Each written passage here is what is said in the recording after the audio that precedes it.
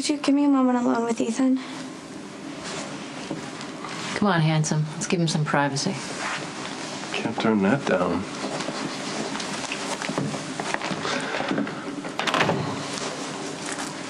You came to the hospital and apologized. And I was just laying there and I basically said nothing. It's okay. No, it's not. Ethan, I'm so sorry. I screwed up. Not just by lying and saying that you hit me, but also by messing with your email and trying to sabotage your date. And by coming to the Haunted Star and flirting with you, even after you told me to stay away.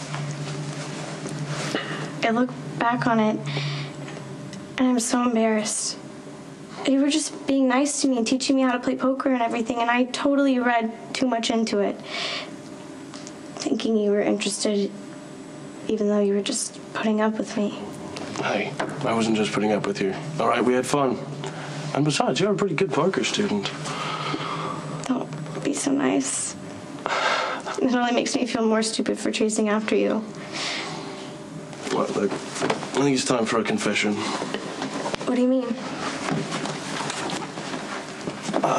So I told Luke that, you know, I'm, at one point in my life, also made a fool of myself for my best friend's older sister. Right, I was 14, she was 20, and her name was Fiona. She was dating a veterinarian. But, you know, she was nice to me. She said I was cute, and she would grab my arm on a roller coaster. You know, whenever I'd go over to my friend's house, she would say I was her little boyfriend. Now, I read too much into it as well. And I wanted to take things to the next level, right? And so I put on this sweet biker jacket, you know, and I strutted over to her house as only a 14-year-old can. And I knocked on the door.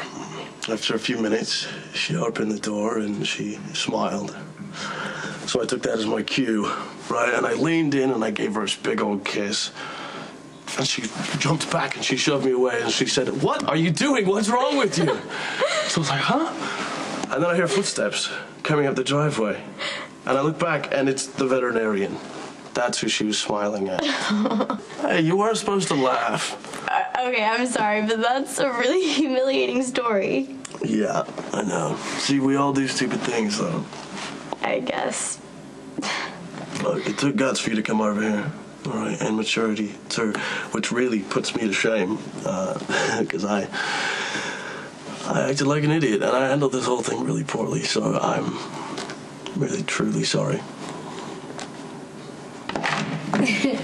Hello? Anyone home? Oh, good. There she is. Hi, sweetie. How are you?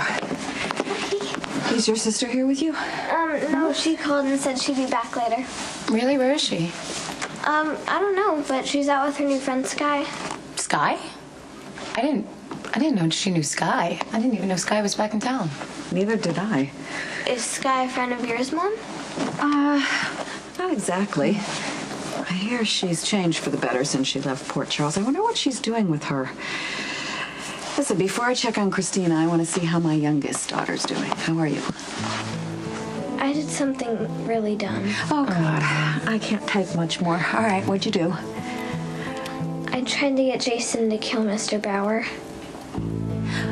Oh. So I took Jocelyn into court with me. Why? Because I thought she'd melt the jury, and I was right.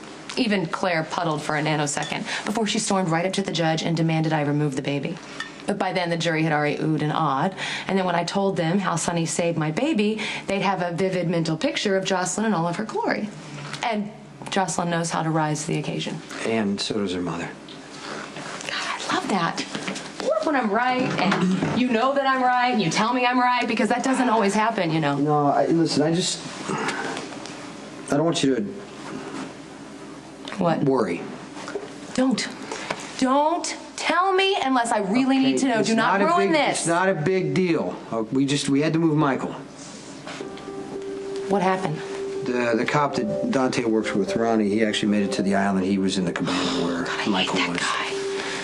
Did he see Michael? No, he didn't. Are you sure? Yes, I'm sure. Michael's fine. They haven't found Michael.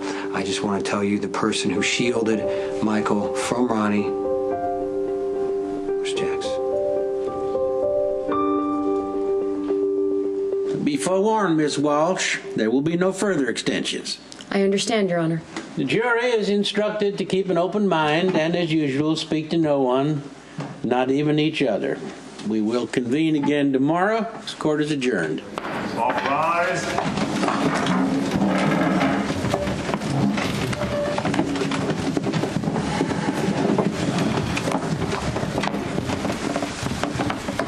Why would Claire pull a stunt like that? Is it at all possible that she knows where Michael is? No. Are you absolutely certain? We moved him to another location. I don't want to know. I don't want to know. I don't want to know. To the best of my knowledge, Michael is still on a camping trip through some godforsaken wilderness, and I have to take your word for it that he cannot be located. This is just a stall tactic of Claire. She wants to put as much time between Carly's testimony and the jury deliberation as possible. What's that going to do? It's going to let the first wave of emotion pass over them.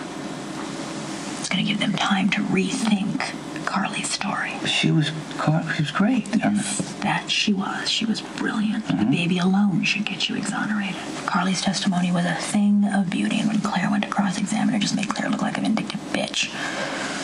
I am sure that she's praying that 24 hours is going to lessen Carly's impact. But in point of fact, I will bet that the delay only strengthens it.